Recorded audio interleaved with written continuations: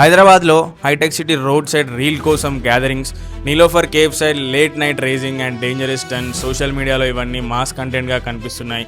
కానీ లా పర్స్పెక్టివ్లో చూస్తే మ్యాటర్ చాలా సీరియస్. పబ్లిక్ రోడ్స్ని ప్రైవేట్ షూటింగ్ స్పాట్స్లా వాడడం, ట్రాఫిక్ని డిస్టర్బ్ చేయడం, పబ్లిక్ న్యూసెన్స్ క్రియేట్ చేయడం వల్ల పోలీస్కి యాక్షన్ తీసుకునే పవర్ ఉంటుంది.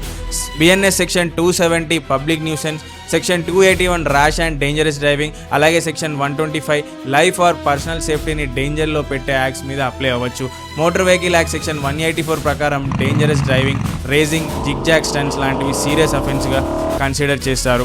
Fine, licence suspension, even imprisonment వరకు వెళ్ళొచ్చు.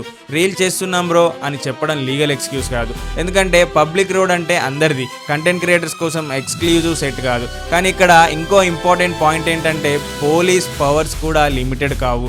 ఇల్లీగల్ రేసింగ్ చేస్తే వెహికల్స్ని సీజ్ చేయొచ్చు, కేస్ రిజిస్టర్ చేయొచ్చు, అరెస్ట్ కూడా చేయొచ్చు డిపెండింగ్ అపాన్ ద సర్కమ్స్టాన్సెస్. కానీ పబ్లిక్లో ఎక్సెసివ్ ఫోర్స్ యూజ్ చేయడం, వెహికల్స్ని అన్నెసెసరీగా డ్యామేజ్ చేయడం, మిర్రర్స్ని పలగొట్టడం లాంటివి జరిగితే అవి కూడా లీగల్ స్క్రూటినిటీకి వస్తాయి. ఎందుకంటే ఇండియాలో పోలీస్ యాక్షన్ కూడా ప్రొసీజర్ ఎస్టాబ్లిష్ బై లా ప్రకారం ఉండాలి. ఇండియన్ కాన్స్టిట్యూషన్ ఆర్టికల్ 21 ప్రకారం ప్రతి సిటిజన్కి right to life and personal liberty punishment. పనిష్మెంట్ డిసైడ్ చేసేది కోర్ట్స్. రోడ్స్ మీద ఇన్స్టాంట్ జస్టిస్ కాదు, ఫ్రీడమ్ అబ్జల్యూట్ కాదు, పోలీస్ పవర్ కూడా అబ్జల్యూట్ కాదు. రెండు సైడ్స్ లా బౌండరీస్లోనే ఉండాలి.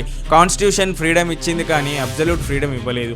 మన ఫ్రీడమ్ వల్ల వేరే వాళ్ళకి డేంజర్ క్రియేట్ అయ్యే స్టేజ్కి వెళ్ళినప్పుడు లా ఎంటర్ అవుతుంది. ఫైనల్గా ఒకటే, సోషల్ మీడియా ఫేమ్ కొన్ని సెకండ్స్ ఉండొచ్చు, కానీ reckless racing, dangerous stunts, public nuisance లేక ఎక్సెసివ్ రియాక్షన్ ఇవన్నీ ఒక వైరల్ రీల్ని క్రిమినల్ కేసుగా మార్చే ఛాన్సెస్ ఉన్నాయి.